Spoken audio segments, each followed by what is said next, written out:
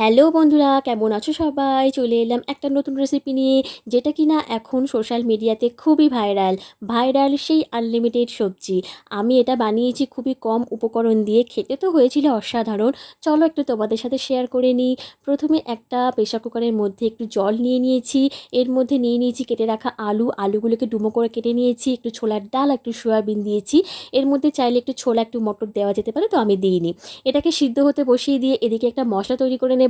তার জন্য একটা বাটির মধ্যে নিয়ে নিচ্ছি একটু আদা বাটা, একটু কাশ্মীরি লাল লঙ্কা গুঁড়ো, ঝাল লঙ্কা গুঁড়ো পরিমাণ মতো হলুদ গুঁড়ো, একটু ধনে গুঁড়ো, একটু জল দিয়ে এটাকে একটা পেস্ট তৈরি করে নেব।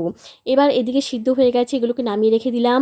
অন্যদিকে একটা কড়াইয়ের মধ্যে দিয়ে দিচ্ছি একটু পরিমাণ মতো তেল। ফোড়নের জন্য দিয়ে দেবো তেজপাতা, কারি পাতা, গোটা শুকনো লঙ্কা আর হলো 5 ফোড়ন। খুব সুন্দর একটা ফোড়ন থেকে গন্ধ বেরোলে তারপরে কুচনো পেঁয়াজ আর ডুমো করে কেটে রাখা টমেটোকে দিয়ে দিলাম। টমেটো পেঁয়াজটা একটু ভেজে নিয়ে তারপর এর মধ্যে সেই পেস্ট করে রাখা মশলাটাকে দিয়ে খুব ভালো করে কষিয়ে নেব তেল ছেড়ে আসা পর্যন্ত। এইবারে এর মধ্যে দিয়ে দিচ্ছি একটু মিট মশলা, একটু গরম মশলা। তারপরে দিয়ে দিলাম সিদ্ধ করে রাখা আলু, সয়াবিন, ছোলার ডালটাকে।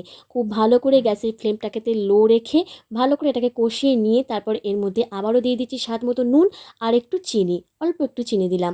খুব ভালো করে আবারও সমস্তটাকে নেড়ে নিচ্ছি।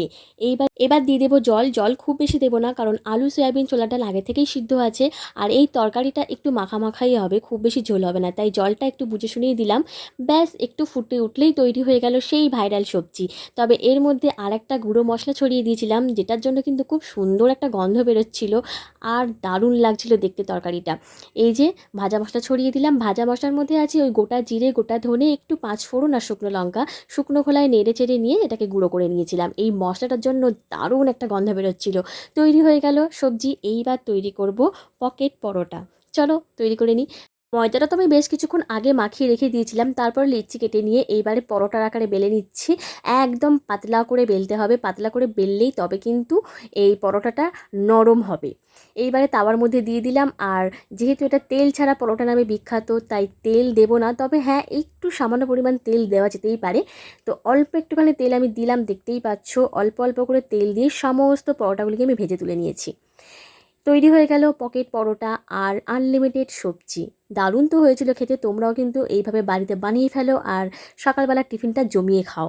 আমার ভিডিওটা কেমন লাগলো একটা লাইক কমেন্ট করে জানিয়ে দিল। আজকের মতো এই পর্যন্ত, বাই।